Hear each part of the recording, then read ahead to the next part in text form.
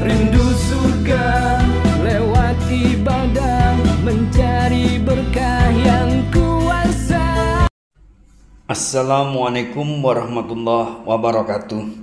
Saudaraku, orang yang sudah meninggal dunia, sudah menjadi mayit, sungguh membutuhkan pertolongan kita-kita yang masih hidup.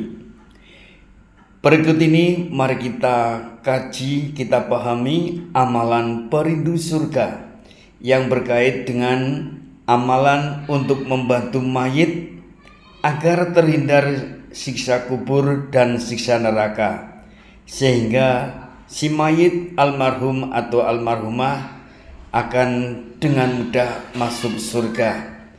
Bismillah, banyak cara yang bisa kita lakukan sebagai upaya meminta tolong kepada Allah Subhanahu wa Ta'ala. Mari kita pahami satu persatu, lalu kita amalkan sebaik mungkin demi menolong mayit-mayit almarhumah yang sudah di alam baka.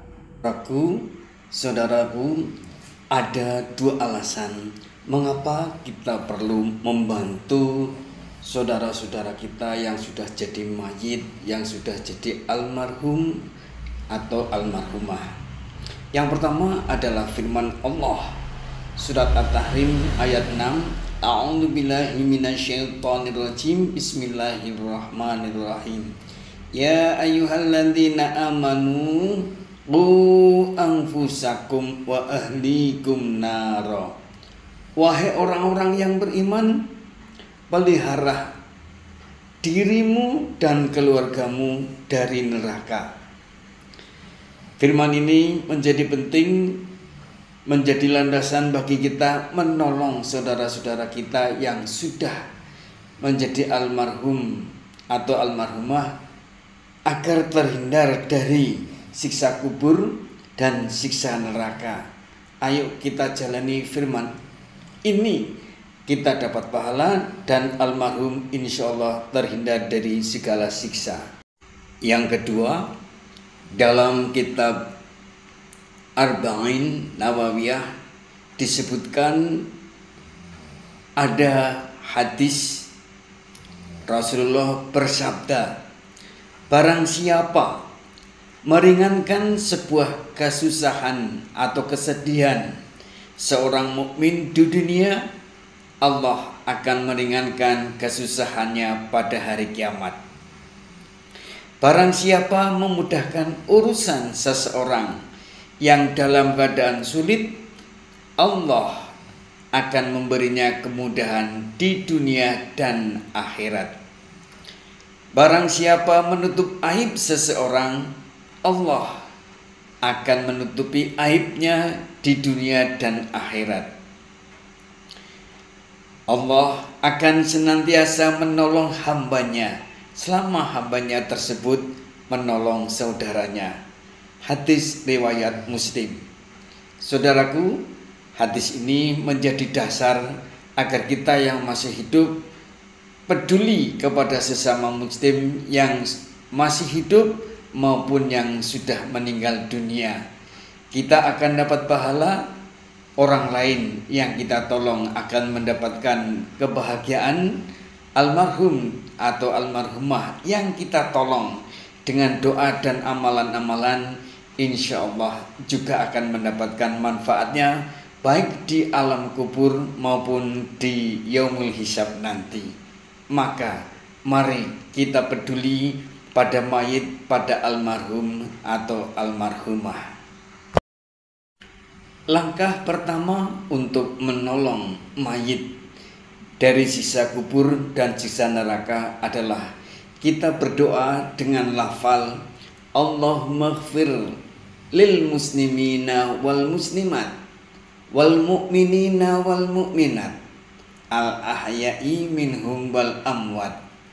Ya Allah, ampunilah muslimin muslimat, mukminin mukminat yang masih hidup dan yang telah wafat. Doa kita yang kedua tercantum dalam surat Ibrahim ayat 41. Rabbana ighfirli wali walidayya walil mu'minina yauma yaqumul hisab. Ya Tuhan kami, ampunilah aku, kedua ibu bapakku, dan semua orang beriman pada hari diadakan perhitungan, pada hari kiamat. Kemudian dari Muslim, hadis riwayat Muslim nomor 2733, diriwayatkan dari Ummu Darda, Nabi bersabda, doa seorang muslim kepada saudaranya di saat saudaranya tidak mengetahuinya adalah doa yang sangat mustajab, doa yang pasti dikabulkan. Di sisi orang yang akan mendoakan saudaranya ini, ada malaikat yang bertugas mengaminkan doanya. Tatkala dia mendoakan saudaranya dengan kebaikan, maka malaikat tersebut akan berkata, amin. Engkau akan mendapatkan semisal dengan saudaramu tadi. Saudaraku, ini menjadi dasar kita perlu mendoakan almarhum almarhumah yang sudah menjadi mayit tanpa mereka tahu bahwa kita berdoa. Sebab doa yang ikhlas, doa yang kita lantunkan kepada orang-orang yang tidak mengetahui doa kita, itu akan sangat mustajab. Maka mari rajin-rajinlah berdoa untuk almarhum almarhumah yang sudah menjadi mayit. Saudaraku, langkah ketiga menolong mayit adalah melunasi hutang si mayit.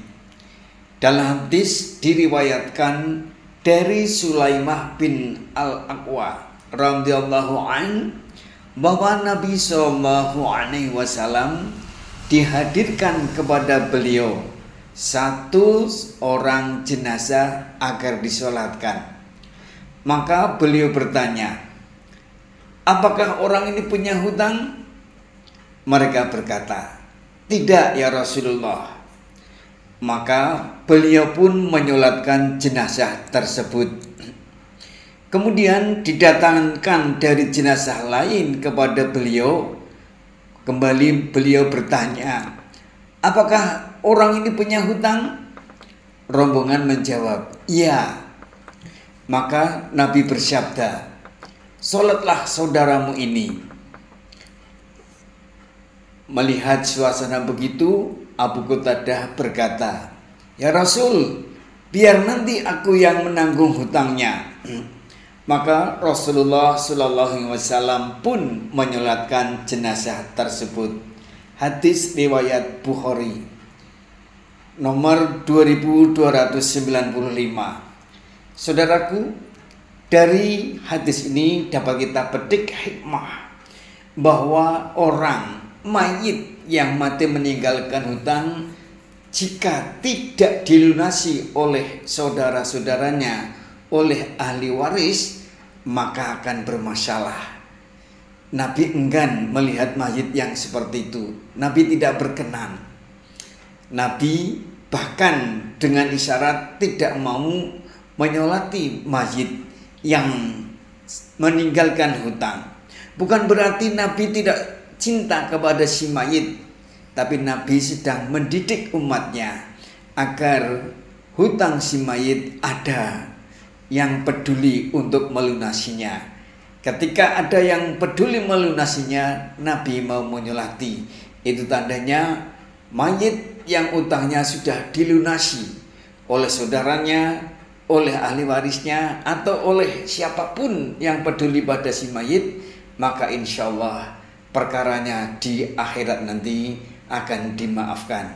Maka cara menolong mayit yang ketiga adalah lunasi hutangnya. Saudaraku, langkah keempat untuk menolong mayit, almarhum atau almarhumah, mari kita menyolatinya. Nabi SAW bersabda dari Malik bin Hubairah, ia berkata bahwa Rasulullah SAW bersabda, tidaklah seorang muslim mati lalu disolatkan oleh 3 shaf kaum muslimin, melainkan doa mereka akan dikabulkan.